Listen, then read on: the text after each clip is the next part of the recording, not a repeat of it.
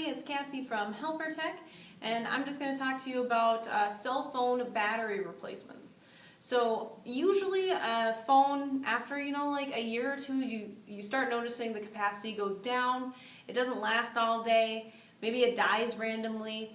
So we always recommend that after 2 or 3 years you get a new battery. With iPhone batteries, I can do a battery replacement on that in about 15 minutes. And we just replace, it is a replaceable battery. It's not one that you can just pull the back off of course, but it can be replaced. We can do any kind of cell phones though. We can do Samsung, we can do any kind of Android, LG, Motorola, battery replacements on all of those. We can also do iPad batteries. Tablet batteries are very easy to do in general. Even computer batteries, obviously those are replaceable. So stop in. We can usually, if we don't have a battery on hand, we can usually order them. Otherwise, if you have any questions, give us a call. Phone number is 651-605-2570. You guys have a nice day.